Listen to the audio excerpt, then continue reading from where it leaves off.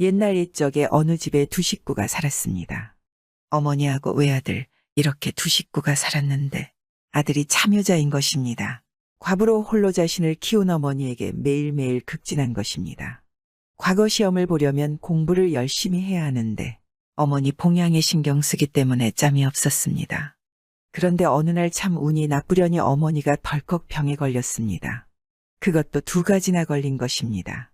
어떤 병인고 하니 눈병에다 다리병인 것입니다. 처음엔 눈이 침침하더니 두 눈이 덜컥 멀고 그 다음엔 오금이 저릿저릿하더니 두 다리가 그만 붙어버렸습니다. 그러니까 소경에다 앉은뱅이가 된 것입니다. 어떻게 해서든지 어머니 병을 고쳐주고 싶단 말입니다. 그래서 온데 돌아다니며 귀동냥을 했습니다. 병 잘 고치는 용한 의원이 있는지 있으면 어디에 있는지 그렇게 돌아다니며 귀동냥을 하다가 한 군데를 가니까 참 귀가 번쩍 뜨이는 소리가 들리는 것입니다. 강원도 산골 어느 마을에 가면 용한 의원이 있는데 무슨 병이든 다 고친다는 겁니다. 얼마나 반가운지 당장에 곳은 어디고 집에 와서 이제 어머니를 들쳐업고 나갔습니다. 의원을 찾아서 어머니는 앞도 못 보고 걷지도 못하니까 들쳐업고 가야지 않겠습니까? 묻고 물어서 몇 날 며칠 만에 강원도 산골 용하다는 의원 집을 찾아갔습니다. 찾아가서 통사정을 했습니다. 의원님, 보시다시피 우리 어머니가 갑자기 몹쓸 병에 걸려 눈도 멀고 다리도 붙었습니다. 부디 고쳐주십시오. 고친다 못 고친다 한마디 말도 없이 그냥 고개를 절레절레 젓는 것입니다. 그러더니 이쪽은 거들떠보지도 않고 딴 일만 하는 것입니다. 남들은 오면 맥도 짚고 약도 주고 하면서 이쪽은 하루 종일 기다려도 눈길 한 번 안 주는 것입니다. 그래서 아들이 그만 화가 났습니다. 저 의원이 우리 행색이 초라하다고 괄시를 하나보다. 에이, 그러면 안 보이고 말지. 하고는 어머니를 들쳐업고 그 집을 나왔습니다. 나와서는 터덜터덜 집으로 돌아갔습니다. 가다가 고개 하나를 넘게 됐는데 넘다 보니 무척 힘이 드는 겁니다. 어머니 없고 먼 길 걷느라고 다리도 아프고 땀도 나고 그러는 판이거든 말입니다. 그래서 고갯마루에 앉아 잠깐 쉬다 보니 어머니가 배가 고프다는 것입니다. 아이고, 얘야. 배고파 죽겠구나. 뭐라도 한 입 먹었으면 원이 없겠다. 그래서 아들이 먹을 것을 구하러 나섰습니다. 한참 돌아다니다 보니 숲속에서 웬 까투리 한 마리가 새끼 여러 마리를 데리고 지나가는 것입니다. 새끼가 모두 9마리인데 그중 끄트머리에 따라가던 한 마리가 어찌된 일인지 비틀비틀하다가 그만 쓰러져 죽어버리는 것입니다. 절로 죽은 날짐승이라 좀 꺼림칙하긴 했지만 달리 구할 것도 없어서 그걸 주워 들고 와서는 고았습니다. 솥이 있어 뭐가 있겠습니까? 그냥 우묵한 돌 하나 받치고 물 붓붓고 나뭇가지 주워 모아 불을 지펴 고았습니다. 푹 고아서 어머니께 드렸습니다. 아, 그런데 어머니가 그걸 먹고는 아이고, 얘야. 이게 웬일이냐? 내 눈이 보인다. 하는데 가만히 보니까 정말로 어머니 눈이 환하게 떠져 있는 것입니다. 참 신기한 일이지 않겠습니까? 아들은 좋아라 하며 어머니를 또 들쳐업고 갔습니다. 눈은 밝아졌지만 다리는 아직 안 떨어졌으니 업고 가야지 어쩌겠습니까? 그렇게 어머니를 업고 가다가 또 고개 하나를 넘게 됐습니다. 고개를 넘다 보니 또 다리도 아프고 땀도 나고 해서 고갯마루에 앉아 잠깐 쉬었습니다. 쉬다 보니 어머니가 목이 마르다는 것입니다. 아이고, 얘야. 목말라 죽겠구나. 물 한 모금만 마셨으면 원이 없겠다. 산속 여기저기 헤매면서 샘을 찾는데 아무리 찾아도 없는 것입니다. 도무지 물이라고는 한 방울도 구경을 할 수가 없는 것입니다. 낙심을 하고 돌아오다 보니 마침 바위 밑에 무엇이 하얗고 둥구스름한 게 있는 것입니다. 가까이 가보니 해골바가지인데 그 속에 물이 조금 고여 있는 것입니다. 그런데 그 물 속에 커다란 지렁이 2마리가 들어있지 뭡니까? 해골바가지만 해도 그런데 지렁이까지 들었으니 꺼림칙하기 짝이 없지 않겠습니까? 그래도 어떡하겠습니까? 달리 물을 구할 길도 없고 해서 그걸 나뭇잎에 떠가지고 가서 어머니께 드렸습니다. 아, 그런데 어머니가 그 물을 마시고는 아이고, 얘야. 이게 웬일이냐? 내 다리가 떨어졌다. 하는데 가만히 보니까 정말로 어머니 다리가 뚝 떨어져서 걸을 수 있게 된 겁니다. 그 얼마나 신기하겠습니까? 이제 어머니 병을 다 고쳤으니 걱정 없지 않겠습니까?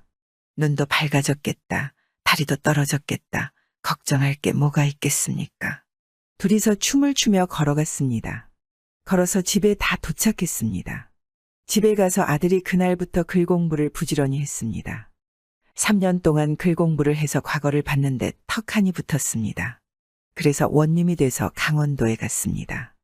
강원도에 원님이 돼 가서는 곧바로 사령들을 시켜 그때 그 의원을 잡아오라 했습니다. 어느 산골에 가면 용하다는 의원이 있을 것인즉 두 말 말고 잡아오너라. 그래서 의원이 잡혀왔습니다. 잡아다 놓고 문초를 했습니다. 당신은 3년 전 방문한 소경 안진뱅의 어머니와 아들을 기억하는가? 예, 똑똑히 기억합니다, 사또. 그때 왜 그 사람들을 하루 종일 거들떠도 안 보았는가? 사람을 그리 괄시하고서야 어찌 인수를 베푼다 하겠는가? 서리빨 같이 호령을 하니 그 의원이 대답하기를 그땐 그럴 만한 사정이 있어서 그랬습니다. 사정이라니 어떤 사정? 소상하게 말해보아라. 그 눈병에는 구봉탕을 먹어야 낫고 그 다리병에는 쌍용수를 먹어야 낫는데 둘 다 인간 세상에서는 구할 수가 없는 약이어서 그랬습니다. 인간 세상에서 구할 수 없다니. 구봉탕이란 봉황 9마리 가운데 막내 1마리를 고아 만든 약이고 쌍용수란 백록담에 2마리 용이 놀 때 뜬 물을 일컫는데 그것을 어찌 인간 세상에서 구하겠습니까? 구할 수 없는 약을 가르쳐 주느니 차라리 모르는 척하는 게 나을 것 같아서 말을 안 한 것입니다. 그때 고개를 넘다가 까투리 9마리 중 끄트머리 1마리가 죽어서 그걸 고았으니 봉황 9마리 가운데 막내 1마리를 곤 거나 다름없고 또 그 다음 고개에서는 해골바가지의 지렁이 2마리가 들어있는 물을 떴으니 백록담에 2마리 용이 놀 때 뜬 물이나 다름없단 말이지 않겠습니까? 그게 바로 구봉탕과 쌍용수였던 것입니다. 그래서 사또가 말했습니다. 듣고 보니 당신 말이 맞구려. 내 운이 좋아 어머니 병을 고쳤던 게요. 하고는 그 의원을 잘 대접해서 보냈습니다. 운이 좋아서 고친 게 아니라 아들의 효심에 하늘에서 감동에 내려준 선물 아니겠습니까? 요즘 살기가 각박하지만 그래도 부모님한테 잘하셔야 합니다. 구봉탕이나 쌍용수는 아니더라도 자주 전화해주는 정도로도 되지 않겠습니까?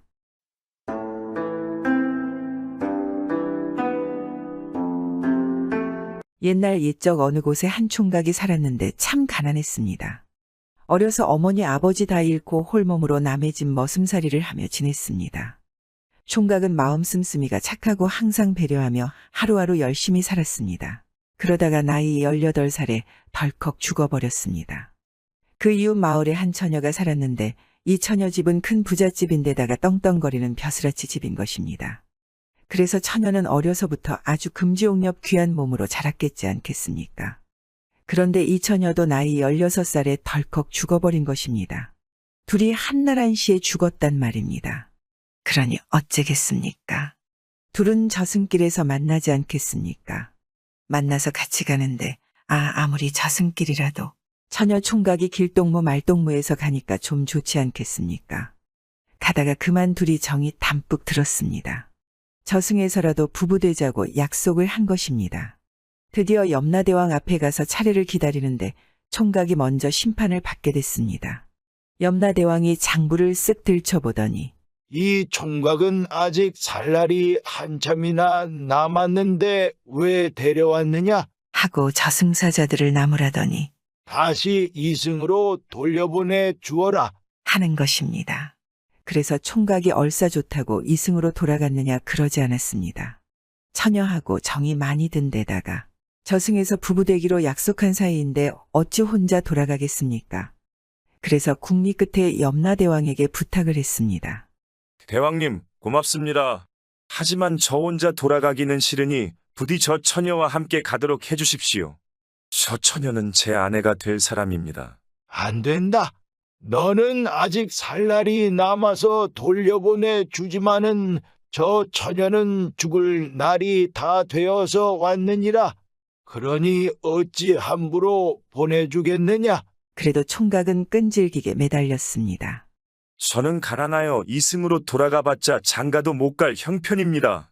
서승에서는 모두가 똑같다지만 이승에서 저 같은 놈은 사람 구실도 못합니다.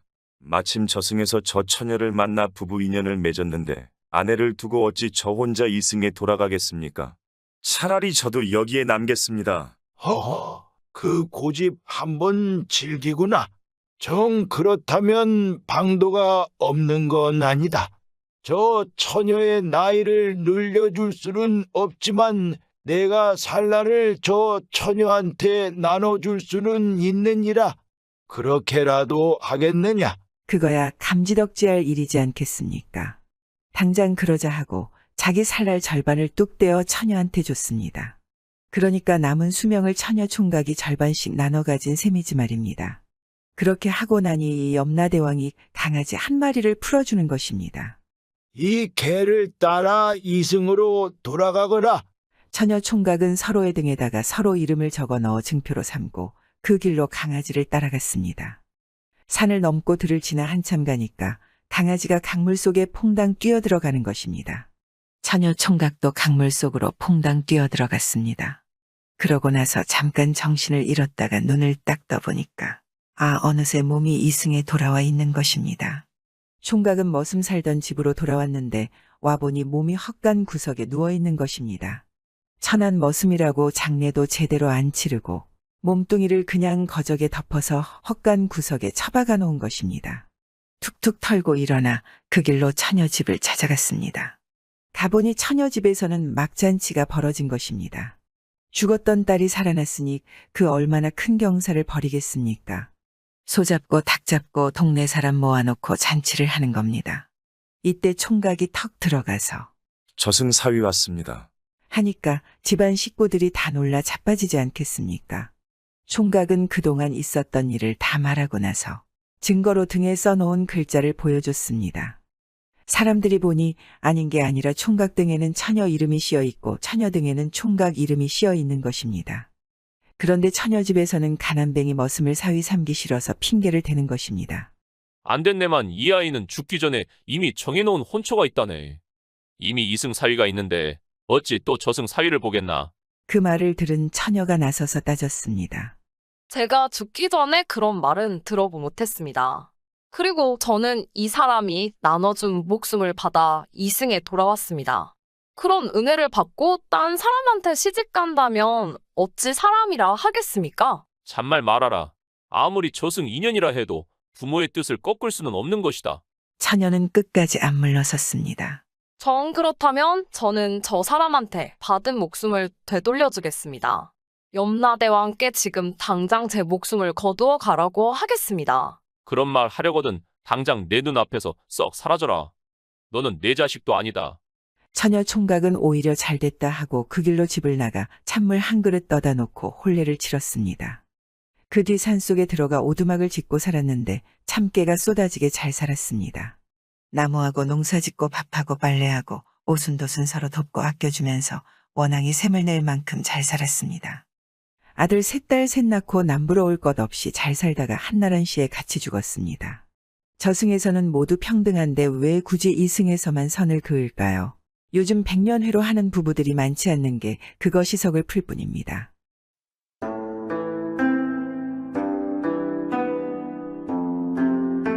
옛날 옛적에 어떤 고을이 있었는데 어느 날부터 이상하게도 그 고을에는 원님이 새로 갈려 가기만 하면 하루를 못 넘기고 죽는 것입니다. 저녁에 멀쩡하던 사람이 이튿날 아침에 보면 죽어 있단 말입니다. 갈려가면 죽고 갈려가면 죽고 이러니 누가 가겠습니까? 아무도 안 가지 않겠습니까? 나라에서는 어떻게든 그 고을에 원님을 보내려고 사방팔방 사람을 찾았습니다. 누구든지 아무 고을에 가기만 하면 원을 시켜준다. 이렇게 방을 내걸어 놓으니까 아닌 게 아니라 한 사람이 찾아왔습니다. 시골에서 농사 짓던 사람인데 담이 커서 웬만한 일에는 눈썹도 깠다가 안 하는 사람인 것입니다. 이 사람이 와서 원님을 시켜주십시오. 제가 한번 가보겠습니다. 하니까 나라에서는 좋아라고 얼른 보내지 않겠습니까? 그래 농사꾼이 원님이 돼서 그 고을로 갔습니다. 가보니까 참 관아라고 하는 것이 쑥대밭인 것입니다. 오랫동안 사람이 안 살아서 마당에는 자풀이 우거지고 처마에는 거미줄이 자욱한 것입니다.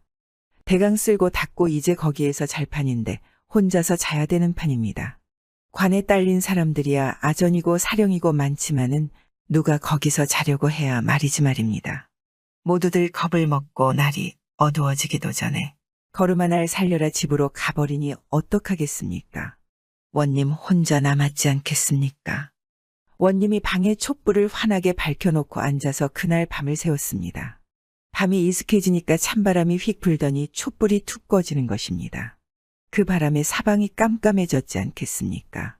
귀를 쫑긋 세우고 가만히 앉아 있으니까 밖에서 무슨 소리가 들리는데 세상에 여자 우는 소리인 것입니다. 흑흑 흐느끼기도 하고 훌쩍훌쩍 울기도 하고 한참 동안 그러더니 곧 방문이 덜컹덜컹 흔들리는 것입니다. 누가 밖에서 문고리를 잡아당기는 소리인 것입니다. 원님은 섬뜩하지 않겠습니까? 걔 누구냐? 밖에서 그러지 말고 썩 들어오너라. 호통을 치니까 방문이 스르르 열리면서 무엇이 쑥 들어오는데 참말도 못할 것이 들어오는 것입니다. 아래 위로 하얀 옷을 입고 머리를 풀어 헤친 처녀가 입가에 피를 줄줄 흘리며 들어온단 말입니다. 여느 사람 같으면 기절을 했겠지만은 이 사람은 워낙 담이 커서 그걸 보고도 그냥 버티고 앉아 호령을 했습니다. 너는 누구냐? 사람이냐? 귀신이냐? 그러니까 그 처녀가 넙죽 절을 하더니 예사로 말을 해. 저는 산 사람은 아니오나 사토께 청이 있어 왔습니다. 그래서 무슨 청인지 어디 한번 드러나 보자고 그랬습니다. 그랬더니 처녀가 이야기를 하는데 들어보니 참 기가 막히는 것입니다. 저는 본디 이 고을 사람이온데 어려서 부모 잃고 관청에 잔심부름이나 하면서 살았습니다. 그런데 하루는 관청 사령 아무개가 저에게 못된 짓을 하려고 하다가 제가 말을 듣지 않으니까 저를 죽여서 뒷산 고목나무 속에 집어넣었습니다. 하도 원통하게 죽은지라 저승에도 못 들고 원님에게 이 억울한 사연을 알리려고 새로 원님이 갈려올 때마다 밤에 찾아왔지요. 하지만 다른 원님들은 제가 말을 꺼내기도 전에 저의 흉한 몰골을 보고 그만 기절하여 죽고 말았습니다. 오늘에야 담이 큰 원님을 만나 저의 억울한 사정을 고할 수 있게 되었습니다. 사또께서는 부디 저를 죽인 자를 잡아 벌주시고 저의 시신은 양지 바른 곳에 묻어주십시오. 청을 들어주마 약속을 하니 처녀는 다시 넙죽 절을 하고 나서 어디론가 스르르 사라져버리는 것입니다. 날이 밝으니 관청 사람들이 관하고 병풍을 짊어지고 왔습니다. 틀림없이 세원님도 간밤에 죽었을 거라 여기고 장례를 치르려고 말입니다.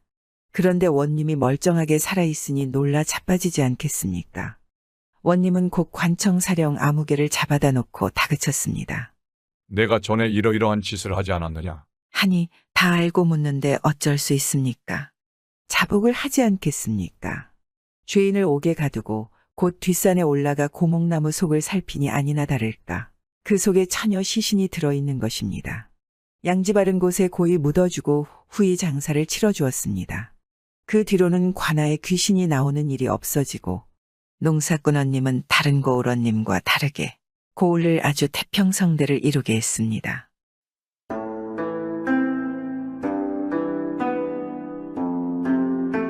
옛날 옛적 어느 곳에 늙은 할아버지 할머니가 살았습니다. 젊어서 아들 딸 많이 낳아 여러 식구 살다가 시집장가 다 보내고 내외만 단둘이 남아 외롭게 사는 겁니다. 그런데 할아버지가 보니까 할머니가 요즘 들어 이상한 행동을 하는 것입니다. 할머니가 밤만 되면 몰래 어딜 나갔다 오는 것입니다. 밤이 이슥해지면 슬그머니 나갔다가 새벽에 날이 뿌옇게 셀 때 들어오는 겁니다. 가만히 보면 옷에 이슬도 묻어있고 흙도 묻어있고 그런 것입니다. 당최 참 이상하거든 말입니다. 그래 궁금해서 물었습니다. 할멈, 거 간밤에 어딜 갔다 왔소? 하고 물었습니다. 가긴 어딜 갔다고 그래요? 잠만 잤는데. 하고 말하고는 더 이상 대꾸를 하지 않는 것입니다.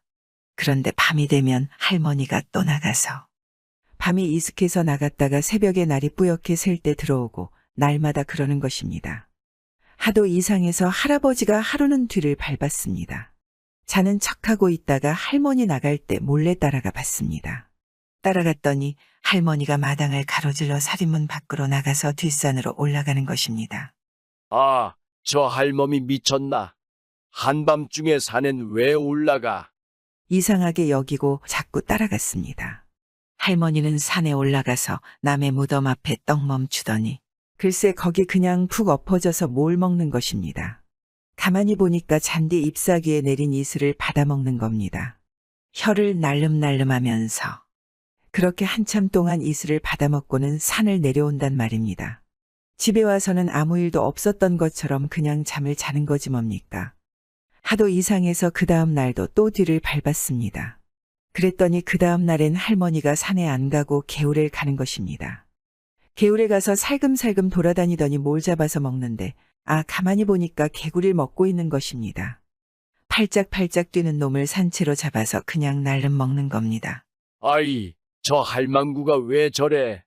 하고 그 다음 날도 또 그 다음 날도 따라가 봤습니다. 밤만 되면 슬그머니 할머니 뒤를 밟았는데 밤마다 먹는 게 다르던 것입니다.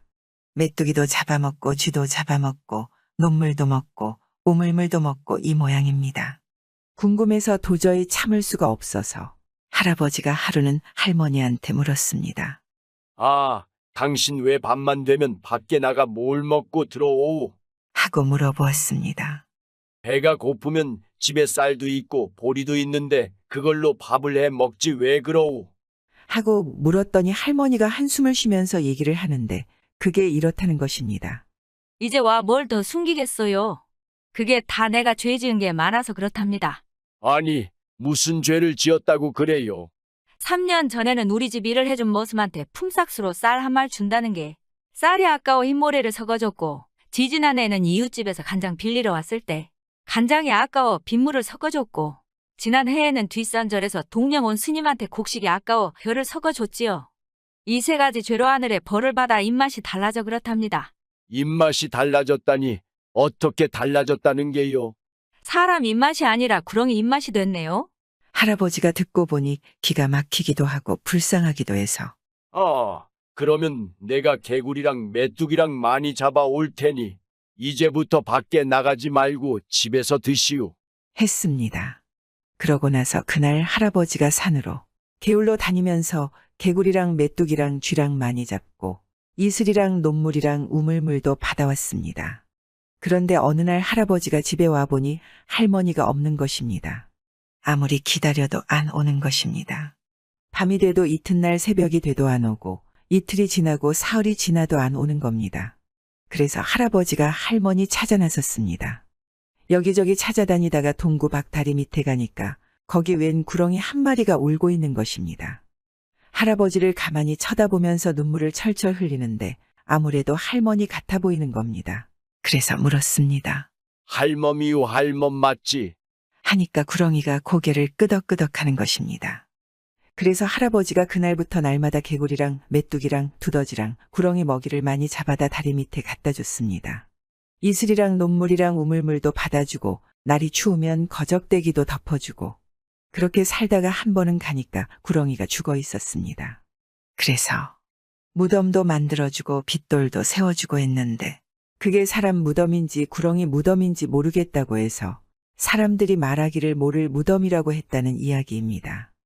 요즘에도 사람을 속이거나 기만하는 경우가 있는데 그렇다면 마음속 한자리에 구렁이가 자라고 있을 수 있습니다.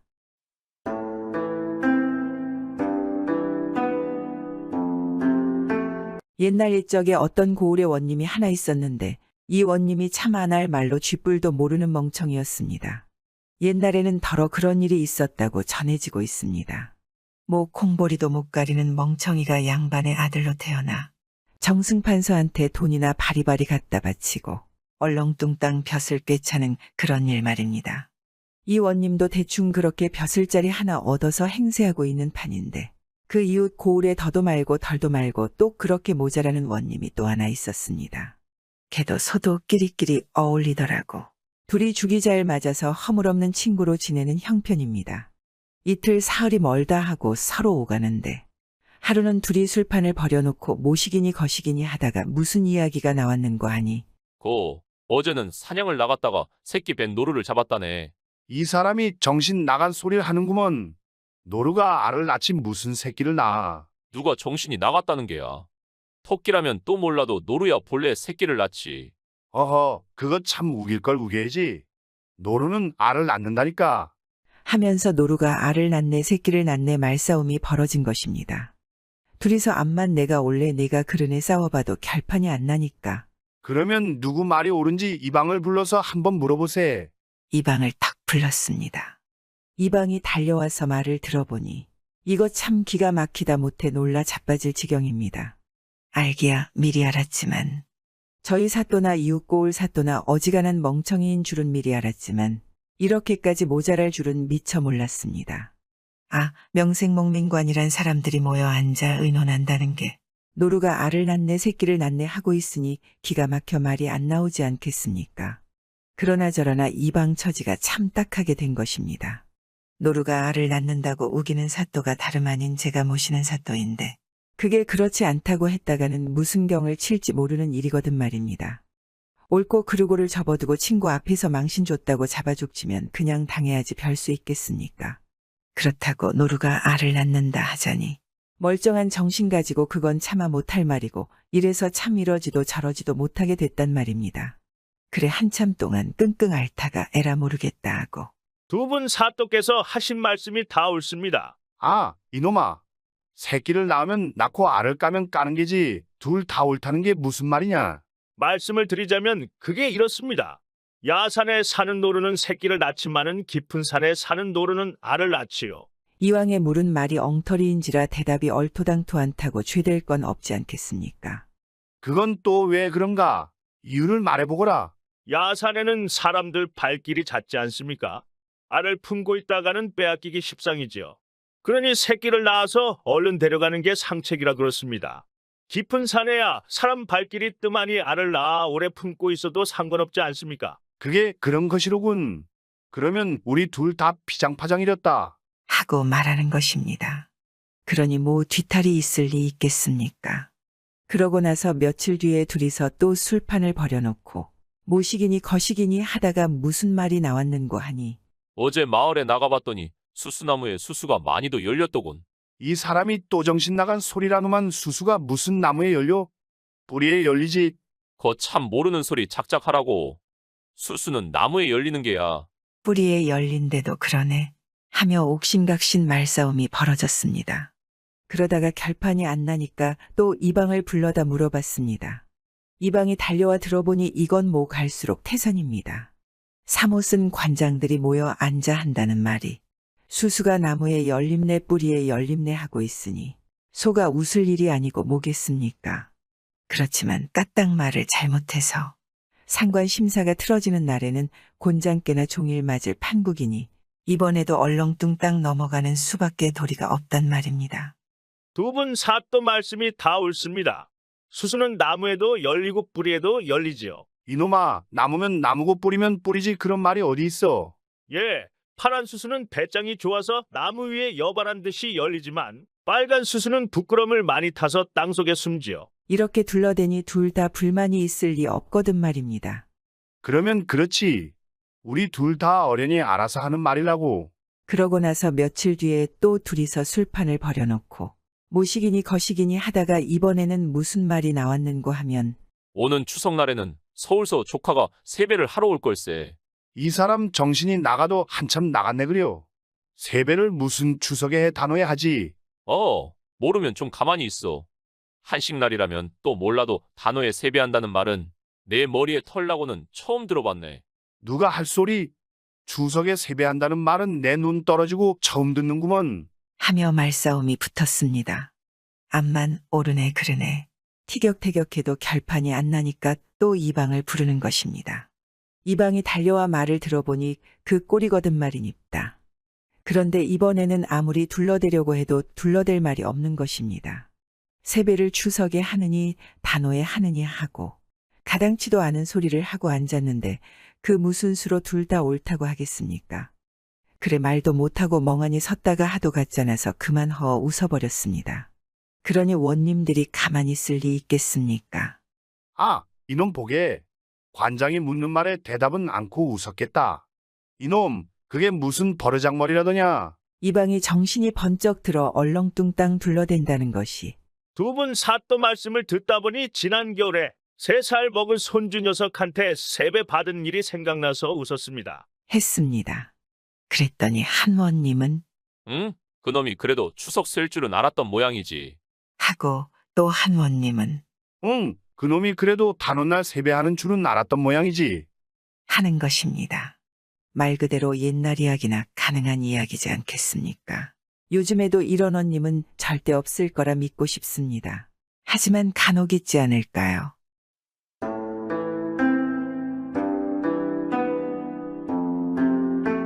옛날 옛적에 한양에 어떤 선비가 살았으나 나이 들어도 성공하지 못하여 집안이 가난하고 생활도 어려워 지방의 어떤 읍내에서 훈장이 되어 올라갔습니다. 4, 5년이 지나 선비가 죽고 나서 그의 처한 아이 18세의 딸이 남아 가난하게 살았습니다. 과부의 딸은 아버지와 어머니 덕에 가난하게는 살았지만 현명하고 야무져서 주위 사람들에게 칭찬인자자했습니다. 하루는 옆마을로 시집간 친구가 처자를 찾아와서는 하소연을 하는 것입니다. 친구야, 어떡하니? 부자 양반 집이라고 시집은 잘 갔다고 생각했는데 이렇다 몸져 누울 판이야. 처자가 궁금해하며 물어보았습니다. 도대체 무슨 일인데 그래? 허울 좋은 양반이라고 제삿날이나 명절에 나를 잡는단다. 굳이 하지 않아야 될 것도 무조건 해야 한다는 거야? 전혀 쓸데없는 일 말이야. 자초지정을 들어보니 양반네 체면치레의 제삿날이나 명절이면 시어머니가 며느리들을 잡는다는 것입니다. 이 말을 듣고 처자가 친구에게 좋은 꾀를 가르쳐 주었습니다. 어느덧 친구 시댁에 조상 제사 모실 날이 다가왔습니다. 며칠 전부터 격식 따지고 법도 찾느라고 아주 난리가 났습니다. 마당에 지푸라기 하나만 얼씬해도 부정탄다고 고래고래 고하며 부엌 아궁이에 타다 남은 잔솔가지 하나만 남아있어도 정갈지 못하다고 타레타레 타박인 것입니다. 친구가 그걸 죄다 못 본 채 하고 있더니 제사날 아침에 제수를 장만할 때가 되니 시어머니더러 새칼과 도마를 달라고 그러는 겁니다. 예, 우리 부엌에 칼도마가 아직 멀쩡한데 왜 그러느냐? 아이 참, 어머님도 저희 친정 집안 법도로는 제사 때마다 새칼 도마를 씁니다. 단 것 쓴 것 다 썰던 칼도마로 어찌 정갈한 제수를 장만하겠습니까? 제사에 정성 들이자는데 무슨 토를 달겠습니까? 하지만 제 아무리 법도 있는 집이라도 칼도마를 쌓아두고 지낼 수 있겠습니까?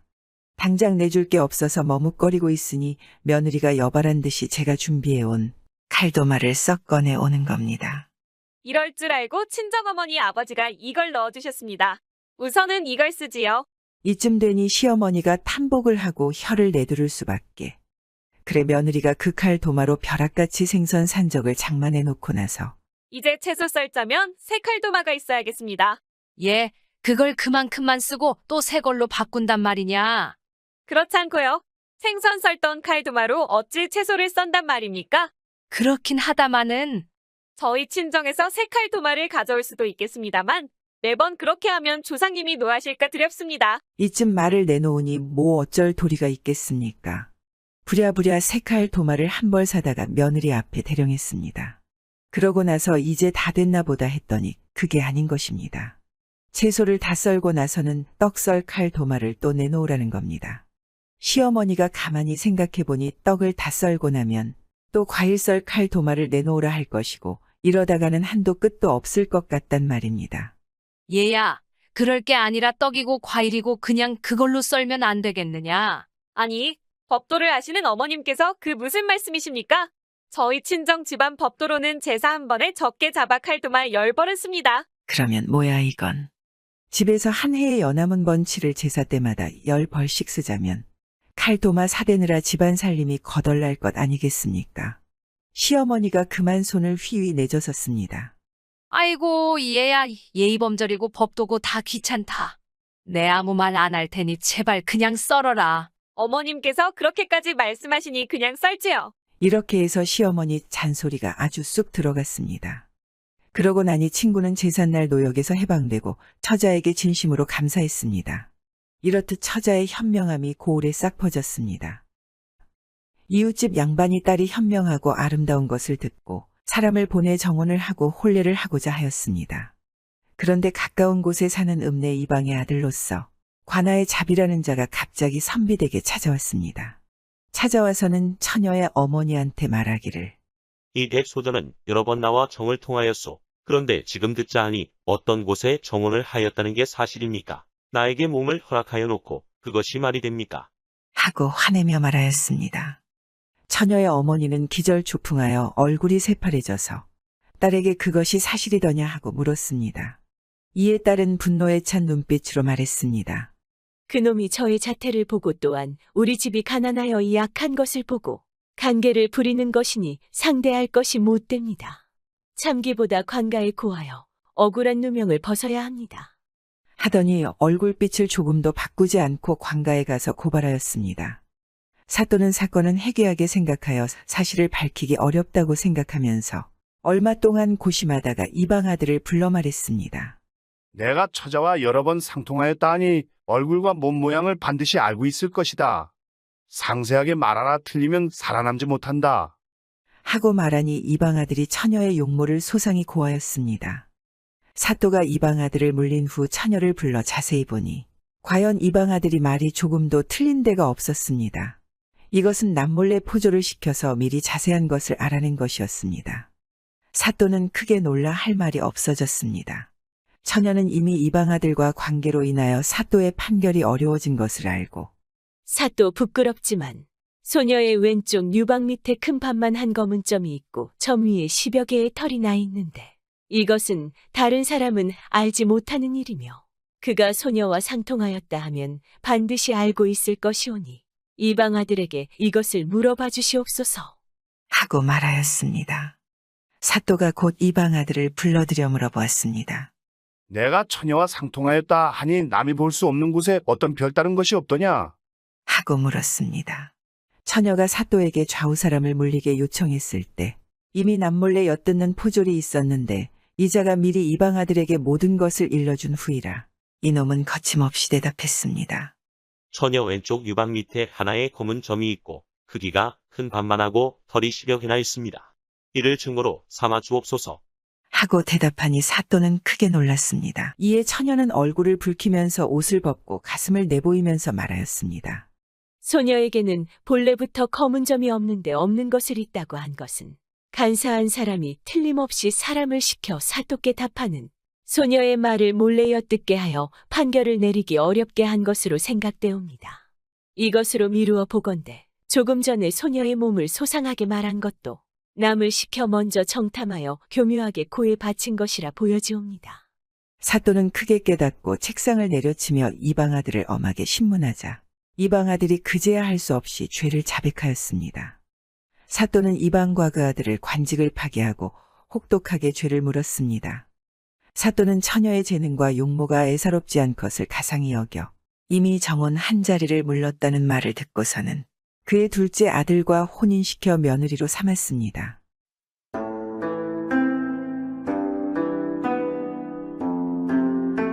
옛날 옛적에 어느 곳에 과부 둘이 이웃에 살았는데 한 과부는 젊은 나이에 수절한 과부로 자식은 없고 착해서 인정이 많았습니다. 그렇지만 이웃에 사는 과부는 못돼서 심술이 많았습니다. 어느 추운 겨울날에 웬 병든 머슴이 마을에 들어왔습니다. 이 머슴은 주인 집에서 병이 들자 쫓겨난 것입니다. 춥고 배고파 온몸이 잔뜩 지쳐서는 이 집 저 집 기웃거리다가 심술쟁이 과부 집에 갔습니다. 심술쟁이 과부가 머슴을 보고는 이놈의 머슴이 어딜 들어와? 하고 작대기로 때려서 내쫓았습니다.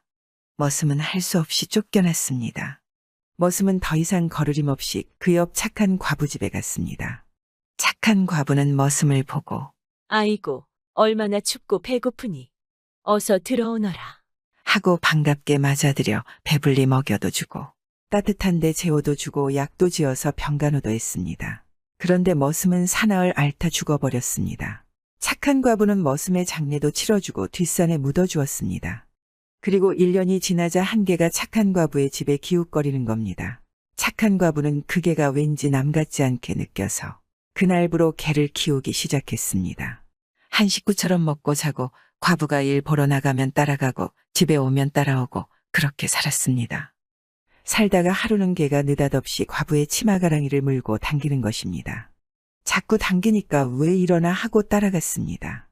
개는 과부를 끌고 집 밖으로 나가더니 또 자꾸 가서 뒷산으로 올라가는 것입니다. 과부는 따라갔습니다. 뒷산으로 올라가서는 큰 바위 밑에 멈춰 서더니 땅을 앞발로 호비작호비작 파는 것입니다. 한참 동안 땅을 파니까 글쎄 거기서 산삼이 나오는 겁니다. 산삼 커다란 게 여러 개 나오는 겁니다. 과부는 그 산삼을 팔아서 부자가 됐습니다. 그걸 보고 심술과부가 찾아와서 물었습니다. 아, 자네는 어떻게 해서 부자가 되었소? 그거 다 훔친 것 아냐? 아니, 훔치다니 무슨 소리를 그렇게 하누? 사실은 저 개 덕분이네.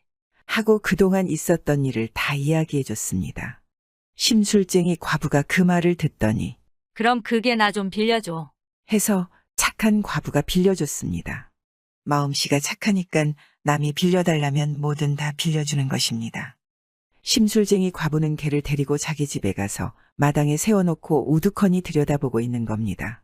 산삼이 있는 데를 데려다 달라 말입니다. 그런데 하루 종일 그러고 있어도 개는 그저 가만히 있기만 하는 것입니다. 심술 과부가 화가 나서 이놈의 개, 왜 가만히 있어? 어서 산삼이 있는 데로 데려가지 않고. 하고는 개를 작대기로 마구 때렸습니다. 그러니까 개가 깨갱깨갱 울면서 도망을 가는 것입니다. 심술 과부는 따라갔습니다. 따라가니까 집 밖으로 나가서 뒷산으로 올라가는 것입니다. 옳지, 이제 금덩어리 있는 곳으로 가나보다 하고 좋아라 하면서 따라갔습니다. 개는 자꾸 올라가더니 큰 바위 밑에 멈춰서서 또 깨갱깨갱 우는 것입니다. 옳거니 여기에 산삼이 묻혀 있겠다 하고 심술 과부가 땅을 팠습니다. 파보니 글쎄 산삼이 아니라 똥이 들어 씻는 것입니다. 똥이 가득 들었다가 튀어나오는 바람에 손이고 옷이고 얼굴이고 똥투성이가 됐지 뭡니까. 심술 과부가 화가 나서 에이, 이놈의 개. 산삼 있는 데를 가르쳐 달랬더니 똥 있는 데를 가르쳐줘. 하고는 개를 번쩍 들어다가 내던져 버렸습니다. 내던지니까 산 밑에 떨어져서 그만 죽어버렸지 뭡니까. 착한 과부는 아무리 기다려도 개가 안 오니까 심술 과부를 찾아갔습니다. 찾아가서 우리 개는 어디 있어요?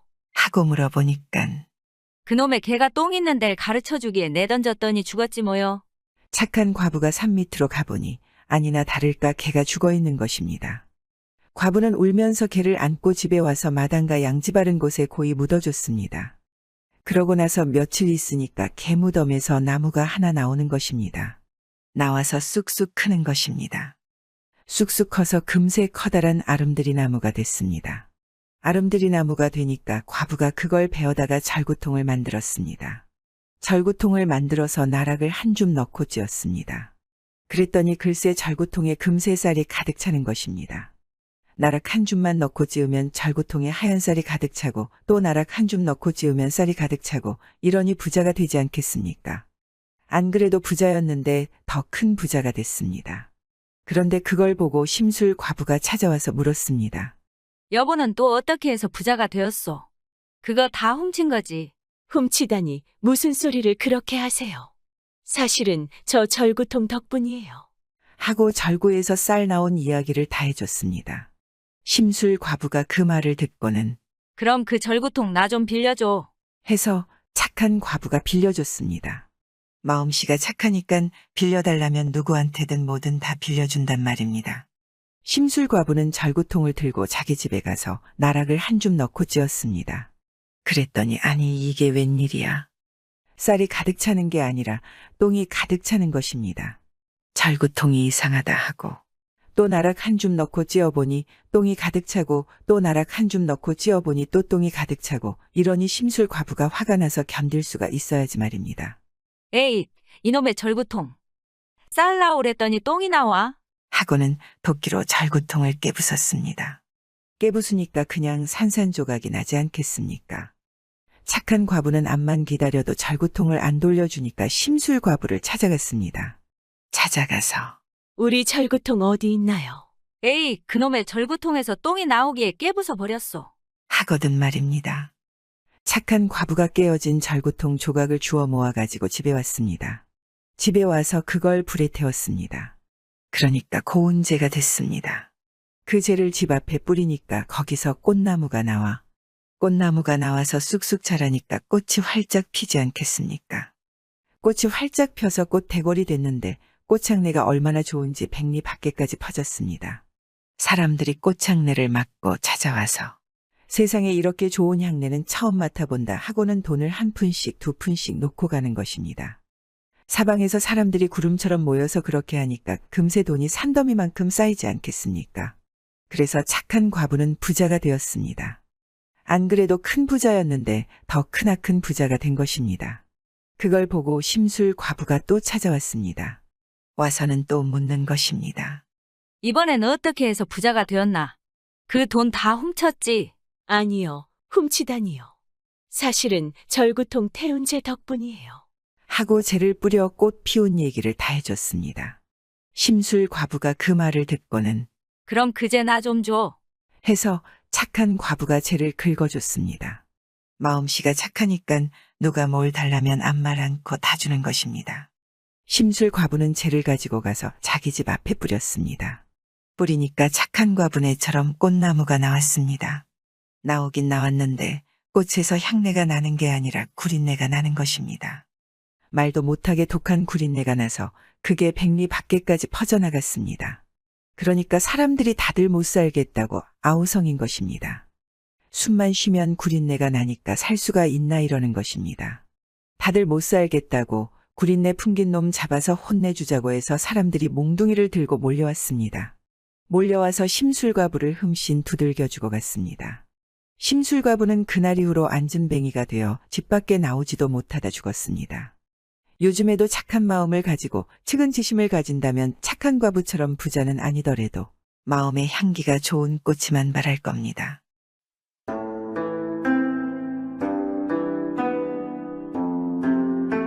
옛날 어느 시골 마을에 가난한 과부가 살았습니다. 과부는 천성이 선하고 조그마한 미물도 죽이지 않는 그런 여자였습니다. 이 과부는 날마다 논에 가서 물대고 김 매고 거름 주고 이렇게 부지런히 일을 했습니다. 그런데 하루는 논에 가다 보니 길과 개울에 올챙이 한 마리가 팔딱팔딱 뛰고 있는 겁니다. 그 애는 비가 안 와서 봄부터 날이 몹시 가물었던 모양입니다. 그래서 개울물이 바짝 말랐는데 물이 없어지니까 올챙이가 갑갑해서 팔딱팔딱 뛰고 있는 겁니다. 그냥 두면 곧 죽을 것 같더란 말입니다.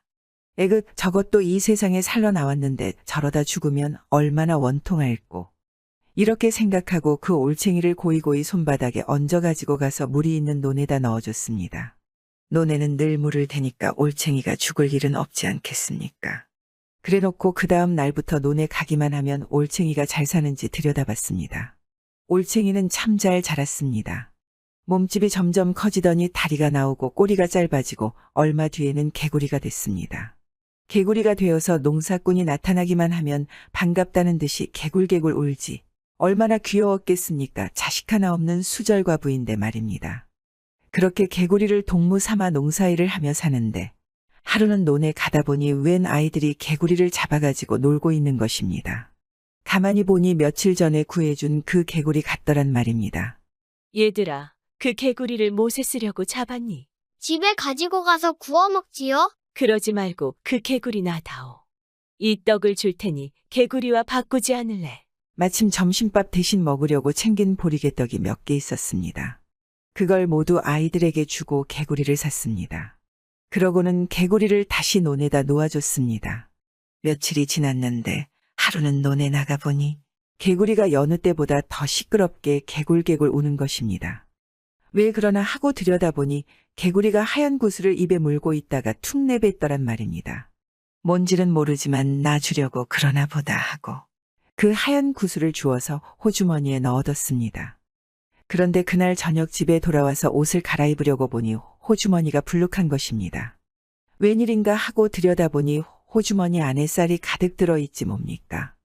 하얀 구슬은 쌀 속에 그대로 들어있고. 이거 참 신기한 일이로구나. 이 구슬이 쌀을 내는 구슬이란 말인가? 이렇게 생각하고 하얀 구슬을 빈 솥에 넣어봤더니 글쎄 비어있던 솥에 금세 쌀이 가득 차는 것입니다. 독에 넣으면 독에 쌀이 가득 차고 자루에 넣으면 자루에 쌀이 가득 차고 이러니 어떻게 되겠습니까? 금세 부자가 되지 않겠습니까? 독마다 자루마다 쌀을 가득 채워놓고 부자로 사는 겁니다. 그런데 이 소문이 퍼지고 퍼져서 그 고을 원님의 귀에까지 들어가게 됐습니다. 그 고을 원님이 세상에서 둘째가라면 서러워할 욕심쟁이인데 그 소문을 듣고 가만히 있을 수 있겠습니까? 사람을 시켜서 과부를 불러들였습니다. 네 이놈, 그 구슬은 어디서 났느냐? 바른 대로 아뢰어라. 예, 논에 사는 개구리한테서 얻었습니다. 그 개구리가 내 것이더냐? 제가 그 개구리 목숨을 살려준 적은 있지만 물가에 절로 사는 개구리를 어찌 제 것이라 하겠습니까? 그래. 그렇다면 본래 내 것이 아니란 말이었다. 임자 없는 물건은 관청에 바치는 것이 나라의 법이니라. 그러니 그 구슬을 어서 바치어라. 원님이 이렇게 억지를 쓰는데 당할 재간이 있을 수 있겠습니까? 할 수 없이 구슬을 갖다 바쳤습니다. 그러고 나서 그 이튿날 논에 나가보니 또 개구리가 여느 때보다 더 시끄럽게 개굴개굴 우는 것입니다. 그래서 들여다봤더니 이번에는 노란 구슬을 입에 물고 있다가 툭 뱉어내는 겁니다. 그걸 주워서 또 호주머니에 넣어뒀습니다. 집에 돌아와서 보니 호주머니에 엽전이 가득 들어있지 뭡니까? 이번에는 엽전을 내는 요술 구슬을 얻은 겁니다. 구슬을 괴짝에 넣어두면 괴짝에 엽전이 가득 차고 뒤주에 넣어두면 뒤주에 엽전이 가득 차고 이러거든 말입니다. 이러니 모 전보다 더 큰 부자가 되지 않겠습니까? 아무데나 구슬만 넣어두면 엽전이 가득 차니까 혼자서 쓰고도 남아서 온 마을 사람들에게 다 나누어 줬습니다. 그러고도 남아도는 것입니다. 욕심쟁이 원이 그 소문을 또 들었습니다. 그러니 가만히 있을 수 있겠습니까?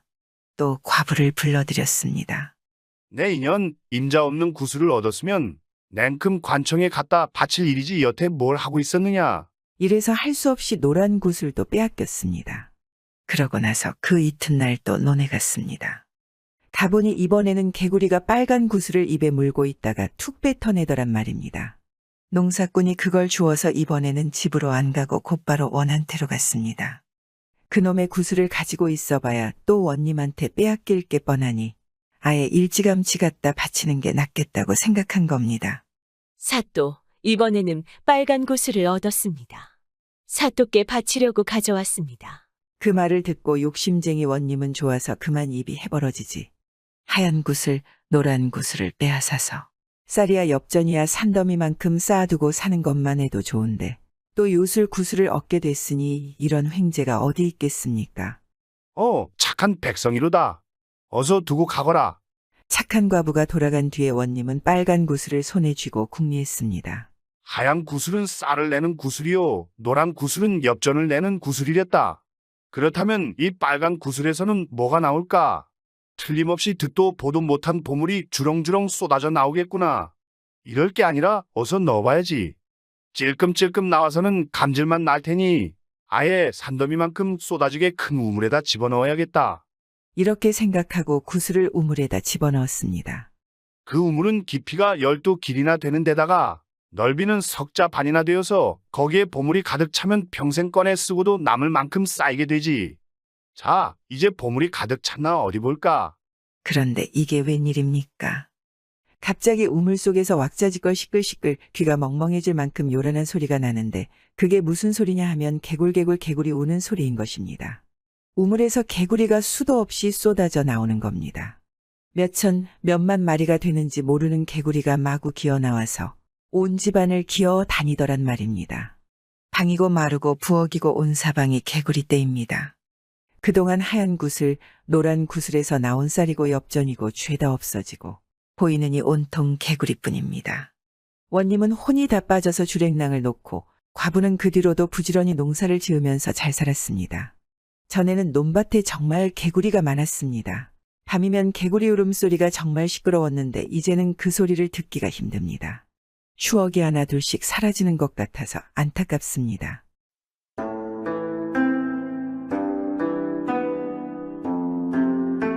옛날 옛적에 만석군 부자과부마님이 살았는데 남편이 만석에 땅을 남기고 세상을 떠나자 그 재산이 다 마님 몫인 것입니다.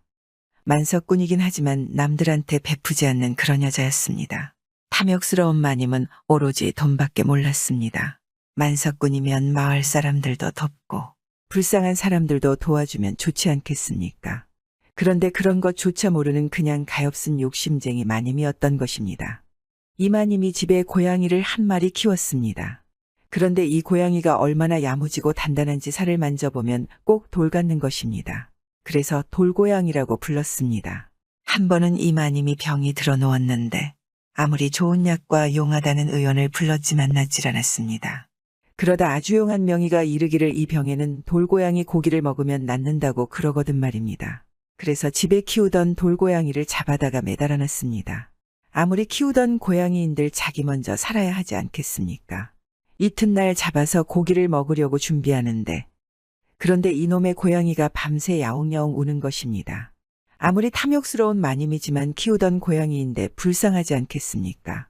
그래서 고양이 고기를 약으로 조금 쓰려고 죽일 것까지 하였나. 엉덩이 살을 조금 베어내고 도로 꿰매주면 살지 않을까. 하고서 그 이튿날 고양이를 묶어 매단 채로 엉덩이 살을 조금 베어냈습니다. 그러고는 상처를 도로 꿰매서 풀어주었습니다. 그랬더니 고양이가 눈을 하얗게 뜨고 크게 한 번 양엉하고 어디로 갔는지도 모르게 그냥 사라져버리더란 말입니다. 고양이 고기를 먹은 덕분인지 어쨌든 마님은 그 뒤로 곧병이 나았고 돌고양이 일은 까맣게 잊어버린 채 몇 해가 흘렀습니다. 그런데 하루는 어떤 스님이 시주를 왔습니다. 만석군이나 되니까 집에 돈이고 양식이고 많을 것 아니겠습니까? 이마님은 욕심쟁이이지만 부처님한테 시주는 잘했습니다. 불심이 있어서가 아니라 더 돈을 많이 벌게 해달라고 말입니다. 그래서 스님 바랑이 불룩하도록 돈량에다가 쌀에다가 푸짐하게 시주를 했습니다. 그랬더니 스님이 참으로 고맙습니다. 절에 아주 쓰임이 있을 것입니다. 하고 인사를 하고서는 몇 발짝 나가다가 혼잣말로 그런데 살이 끼었군. 살이 끼었어. 조만간 큰일이 날 게야. 이러거든 말입니다. 그 소리를 마님은 못 듣고 하인들이 들었습니다. 저 스님이 지금 나가면서 뭐라고 그러시느냐. 살이 끼었다고 그러십니다. 조만간 큰일이 난다고 하는데쇼. 마님이 놀라서 버선발로 달려나가 스님을 붙들었습니다. 스님, 그게 웬 말이십니까? 살이 끼고 조만간 큰일이 난다는 게. 그게 웬 말인지는 주인이 더 잘 아실 텐데요. 도무지 모르겠습니다. 도통 잘못한 게 없는데요. 잘 생각해 보십시오. 분명히 산목숨을 모질게 다룬 일이 있을 것입니다. 산목숨을 모질게 다룬 일이 있다니. 가만히 생각해보니 몇 년 전에 돌고양이 살을 베어 먹은 일이 있단 말입니다. 그것 말고는 도무지 그런 일이 없거든 말입니다. 사실은 몇 년 전에 이러이러한 일이 있었습니다. 하고 스님에게 말했습니다. 그러면 그렇지. 바로 그 돌고양이가 앙심을 품고 몇 년 동안 해물만 먹고 힘을 길러서 얼마 뒤에 주인을 해치러 올 것입니다. 들어보니 끔찍하지 않겠습니까? 고양이가 앙심을 품으면 반드시 사람을 해친다고 하고 또 고양이가 해물을 먹으면 엄청나게 힘이 세어진다는 말을 들은지라 등골이 서늘해지는 거지 않겠습니까? 그럼 죽는 방도만 있고 살 방도는 없습니까? 부디 가르쳐 주십시오. 내일 날이 밝는 대로 돈을 한 짐 싣고 북쪽으로 가십시오. 가다 보면 개를 파는 집이 많을 것이오. 그중 반드시 호박개라고 하는 것을 3마리 사되 돈을 아끼지 말아야 합니다. 개를 집에 데려오면 묶어두지 말고 개가 하는 대로 가만히 두십시오. 스님이 그 말만 남기고는 바람같이 가버리는 것입니다. 마님은 그 이튿날 날이 밝는 대로 길을 떠났습니다. 하인 등의 돈을 한 짐 싣고 북쪽으로만 갔습니다. 북쪽으로 가다 보니 개를 파는 집이 참 많은 것입니다. 개를 파는 집마다 걸음을 멈추고 호박개 있소, 호박개 있소. 하고 물었지만 개장수는 무슨 소리인 줄 모르고 호박계라니 그런 게 이름은 난생 처음 들어봤습니다. 하는 것입니다. 호박개 있는 집은 없는 것입니다. 가다가 날이 저물 무렵이 돼서야 어떤 허름한 집에 들러 물으니 호박개는 왜 찾소? 저기 있는 개가 호박개요. 하거든 말입니다. 반가워서 주인이 가리키는 쪽을 보니 참 꼴이 말이 아닌 개가 3마리 있는 것입니다. 덩치는 주먹만 한 것이 눈에는 눈곱이 덕지덕지 끼었고 못 먹어서 바싹 여이어 참 볼품이 없는 것입니다. 값을 물으니까 그 돈 한 짐 싣고 온 걸 다 부르더란 말입니다. 다른 튼튼한 개에 100갑절도 넘는 값인 것입니다. 그래도 그 돈을 다 주고 호박개 3마리를 샀습니다. 호박개를 사서 집에 데려다 놓고 스님이 시킨 대로 묵지도 않고 개가 하는 대로 가만히 내버려뒀습니다. 그랬더니 그중 한 놈은 대문간에서 자고 한 놈은 중문간에서 자고 한 놈은 마루 밑에서 자는 것입니다. 먹이를 먹는데 고기야 뼈다귀야 아무리 좋은 먹이를 줘도 안 먹고 꼭 찹쌀죽만 먹는 것입니다. 그렇게 해서 한 몇 달이 지났습니다.